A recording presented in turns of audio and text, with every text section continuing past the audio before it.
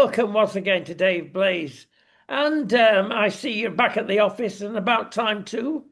I know. When do we start drinking? That's for the afternoon, not your time of the day. Talking about drinking, President Trump Yeah. is doing his usual. There can never be a difference between Joe Biden at a press conference and Trump. The media should love him. I know. And they do. And they do. And listen, it is an interesting dynamic that's going on with a dynamic and a dichotomy going on with the media because you have the reporters that are actually in the pool that are almost giddy because they're constantly interacting with the president because he's always present. He's always giving them great information and talking and stuff like that. Unlike Biden, and former presidents who basically didn't do anything. So he's giving them all this information. So the reporters that are in the pool are like giddy, right? They're like, "Oh, I got to talk to the president." So, and the other reporters are envious, and it's like infighting in the mainstream media because the other reporters and journalists that are there, that are behind the scenes rather, are envious. How'd you So get in they're the pool? they're literally putting down the pool reporters. And how'd you get in this pool? Well, the network sends in the application, and it's up to the communications director and the press secretary as to who's going to be, in the press pool. The New York Times doesn't stand a chance then. But you mean the failing New York Times? Well, actually, they no, they have representation. The president loves to have the New York Times there. So every time he calls on a reporter, he can go, "Now, who are you from?" And they go, "The New York Times." He goes, "Oh, you mean the failing New York Times?" Yes. It's every time. Every time he calls on him, it's the same shtick. Well, listen, he is good for firing from the hip. And basically, he's had a bigger yesterday evening and he's threatened to kill everybody, wipe Iran off the face of the.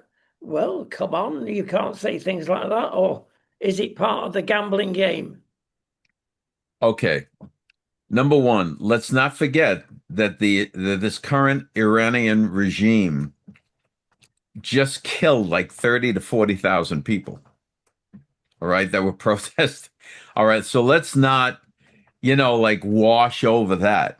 And then on top of that atrocity, they just hung several, I think they were just musicians, right? For wanting liberty, and they hung them in the public square. I mean, who does this?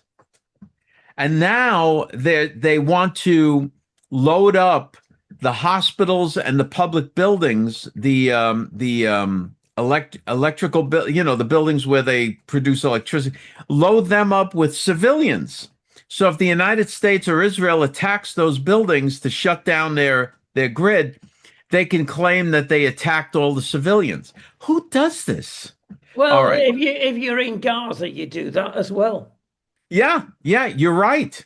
You're right. If you're in Gaza, you do the same thing. That's okay. That's an excellent point, Rodney. And this is why you have such a media empire that you're lording over. And frankly, and myself and George Magazine we're thrilled to be partnering with you on this. But here's the thing. That's how you know that Hamas and Hezbollah and the Houthis and so on, they're all just proxies of Iran. That's where they take their orders from. Yeah, and they're not good orders. No, no. International law has been broken according to Europe. Trump cannot By say by these by things. Putin in Ukraine. Well, you know Europe, Dave. You've got France, Spain, and the United Kingdom that are so far left they're Marxists, and they've done nothing to support Trump at all. No, no. As a matter of fact, you've actually had the European Union and the individual nations denying the United States access to our bases Yeah. as stopover gaps when our planes are flying in there heading to Iran or into the Middle East. So this is what so now you have Secretary of State Rubio looking at closing the European bases, which would be catastrophic to the economy of Europe. So I don't understand the Europeans' mentality. Maybe you can shed some light on that. Well, people are asking, are you on the side of Iran? You should see the newspaper reports here. It's disgraceful, quite frankly. People don't realize what's at stake here, I certainly in know. Europe. You've got a guy there that's crazy, and he's got a nuclear bomb almost. That is going to save the world. Yeah, yeah. That's basically the problem, and the reason that all of the other Middle Eastern nations like Saudi Arabia, Qatar, Bahrain, United Arab Emirates, and so on, that's why they're all joining the United States and Israel against Iran because they know firsthand that regime's crazy. And yet, to do a deal with Iran, they go to Pakistan and Turkey.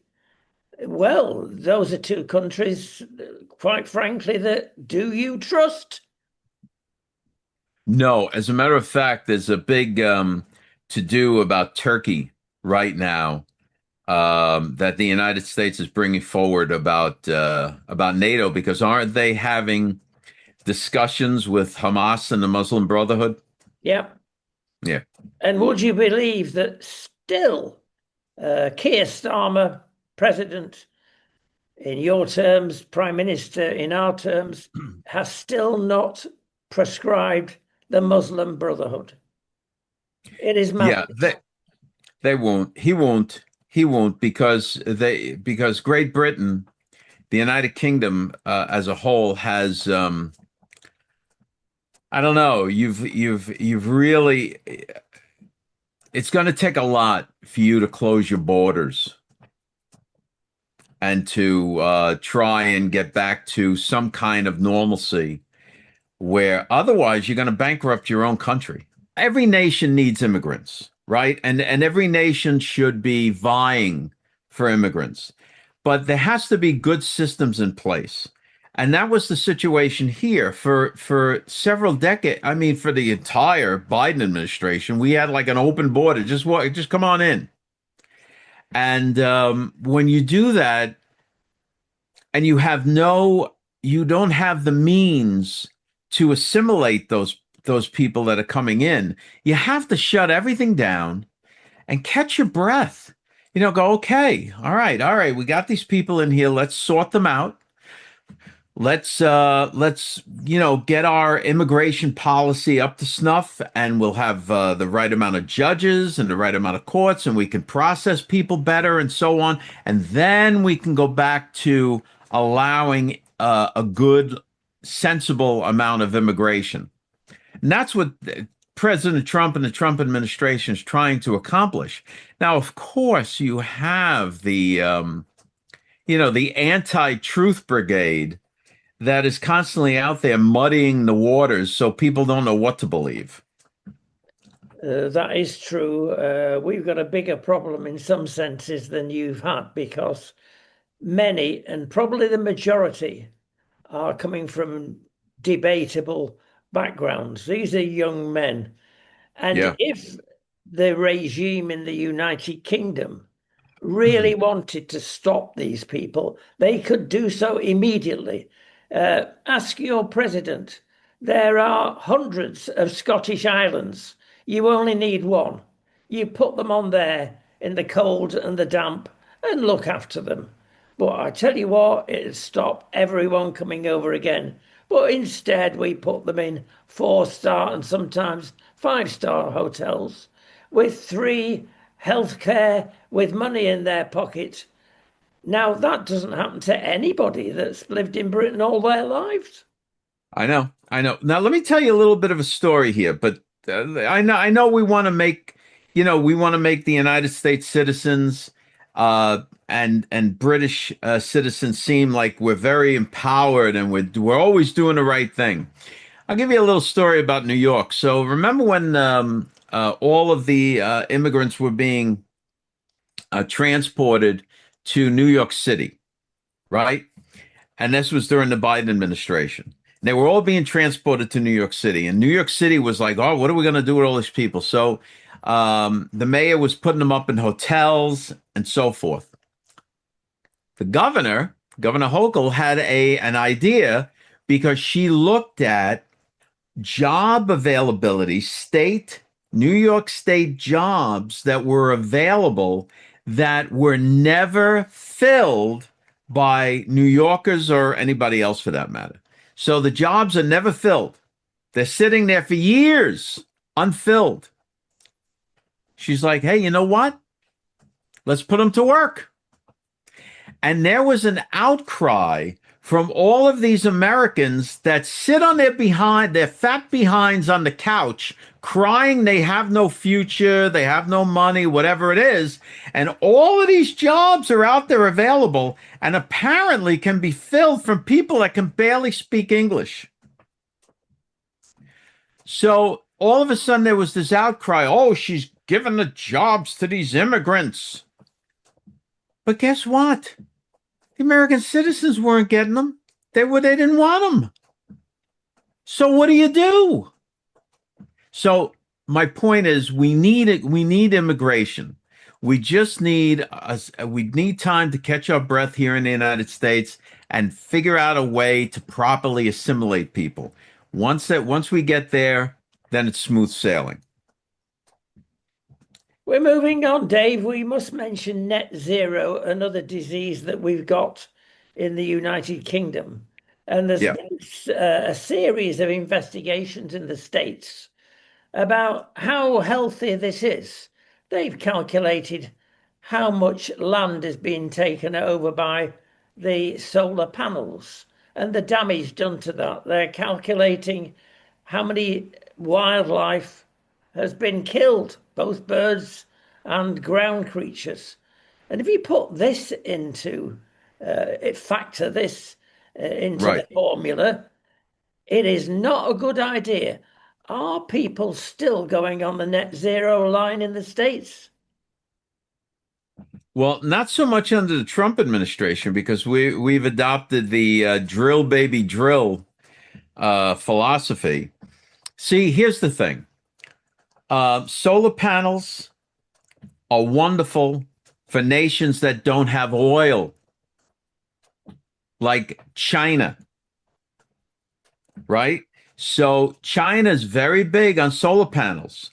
And we know this for several reasons. One, because they're putting solar panels everywhere. Number one. Number two, they have the minerals to make those solar panels possible. Plus, they are buying up an inordinate amount of silver, which is required for the manufacturing of those solar panels. Now, a lot of the solar panel manufacturers are now switching little by little over to copper, but that was a big reason why silver took off from, $15 an ounce to $70 an ounce. And it was because it's been undermined for decades. Okay. So solar panels and solar, that's great for China because they don't have the oil. We have more. The United States is a net exporter of oil. We have more oil than Saudi Arabia and Iran combined. So why would we mess around with solar panels? We have the energy. Why do we want to mess around with solar panels? See, so now you understand that this whole push for solar energy and so forth comes from China and China's influence on the American politicians and apparently the European politicians as well. They're putting sleepers all over the world. They're Yes. controlling much of the world. They've got an agreement from Keir Starmer again to build this enormous embassy right next to our communications centre with fibre optics within 1 metre. And they can easily drill through, put a coupling in there, and get all our secrets. Nothing is done. Of course. And you know that that's exactly what's going to happen. Yeah, sure as eggs is eggs. Dave, you've got a leaker in the United States. Now we go a bit back to the war and that fantastic rescue of the 2 airmen. Right. I'll tell you what, it took heaven and earth literally to sort that out. And it was because Rodney, let me stop you right there. It did literally because you had the entire military operation of the nation of Iran looking for this one guy. If they could get that one guy, that one American pilot, and then get him in a room and have a blindfold on him and all of this other stuff, oh my goodness gracious, they would use that to the hilt against the war effort and the American people. What about the leaker? There is a leaker that made things much worse. A whistleblower, I suppose. No, not a whistleblower. These people are all about their own notoriety and misguided. They think they're going to be some kind of a hero by releasing this information. And then they give it to news sources that just want to embarrass the administration during this kind of a war operation. So I got to tell you, this leaker, whoever leaked that out on purpose should be jailed. And the Department of Defense is looking at it like it's treason. Yeah, frankly, exactly that. All of these people, who are these whistleblowers? You get all of these, even low level staffers at Walmart, right? You have a low level staffer at a Walmart or whatever the Walmart is in the United Kingdom. So you have these low level staffers at Walmart. They get fired because they're hanging out in the break room too long. And then all of a sudden they become whistleblowers. I'm going to tell everyone what's been going on here at Walmart without any consideration that no one's ever going to want to hire them. I mean, literally, Rodney, would you hire somebody that after they left their old job, they got on social media and badmouthed them for months? Would you hire that person? Well, of course not. Of course not. Knowing no one would. They would do that, though, isn't it? How do you tell? No doubt science will come up with the answer to that. Yeah, right. Won't be long. Right. Listen, right. I'm going to Hollywood. We all know that California has lost it over the years, and now the film industry is biting the dust, according to reports. They're going to anywhere in the world that is not woke and that has good facilities. And now with all the technology, we can do as good as Hollywood. Sure. But listen, all right, let's settle down a little bit.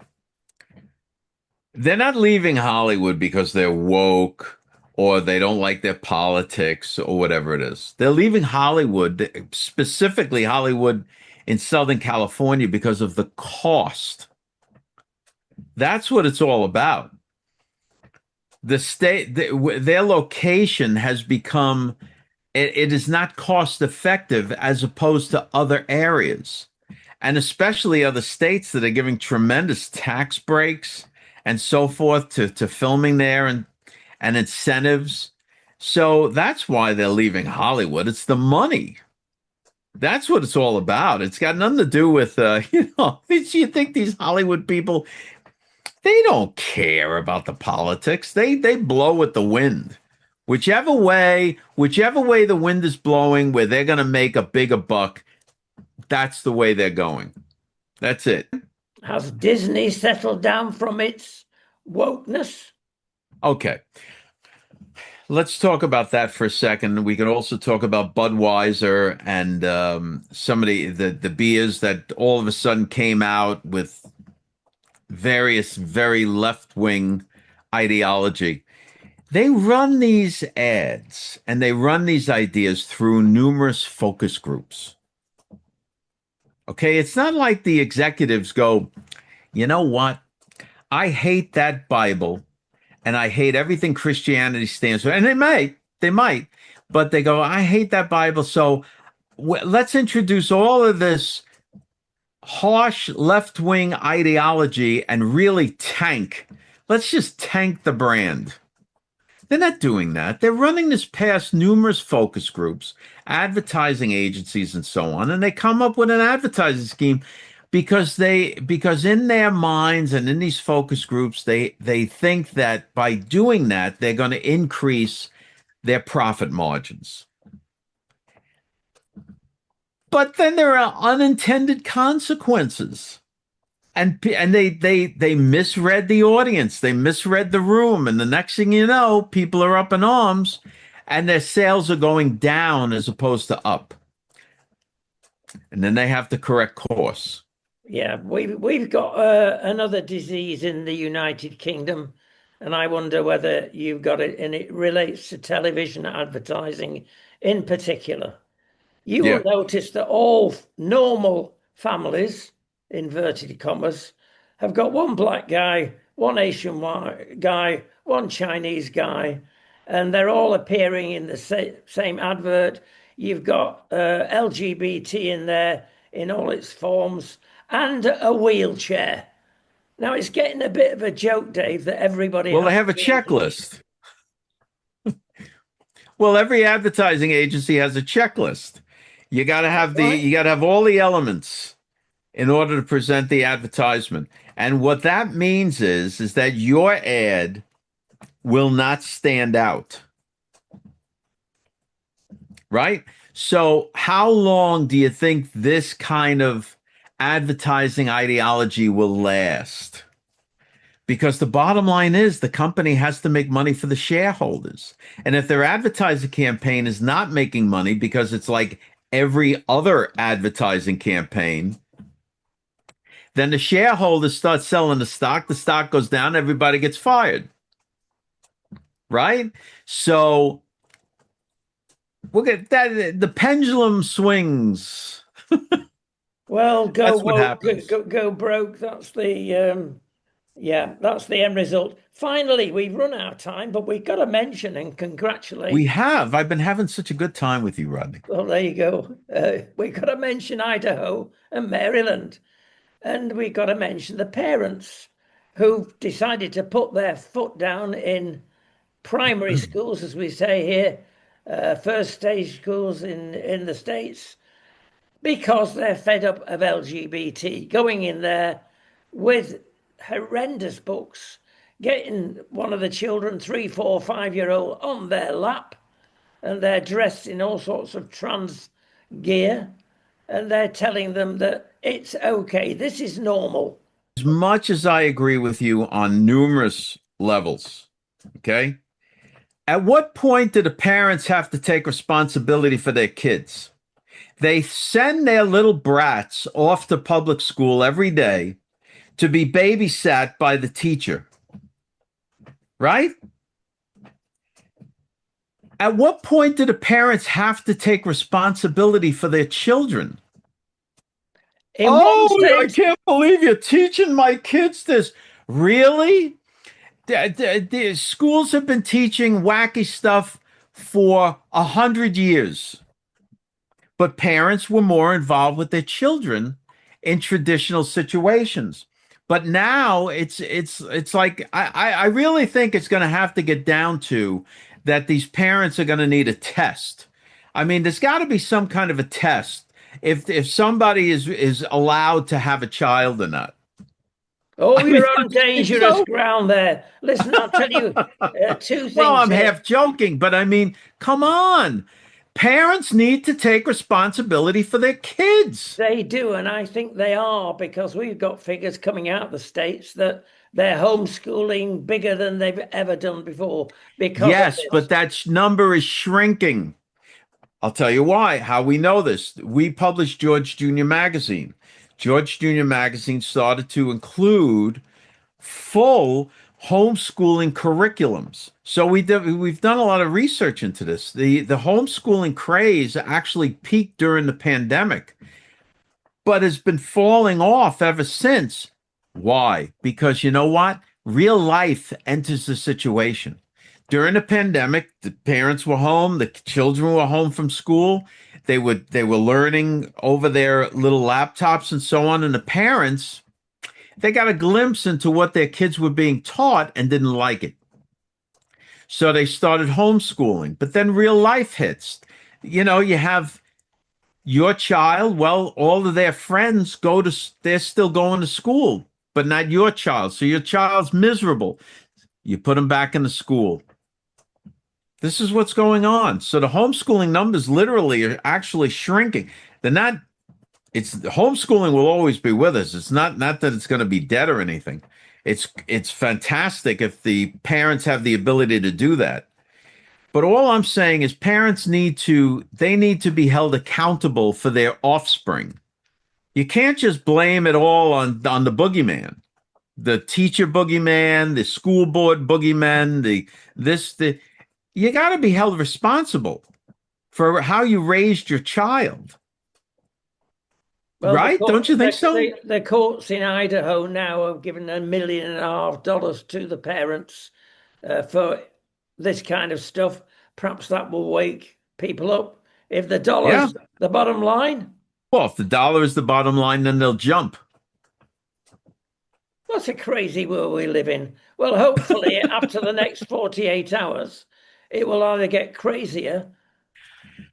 Well, let's see what happens. I think that my personal feeling is I believe the Iranians will test it because they don't believe the West has the stomach for war, and that's why the United States and Israel began bombing Khark Island last night. And what we wanted to do is, okay, let's give them a taste. As usual, time will tell, and we look forward to seeing you next week. You got it.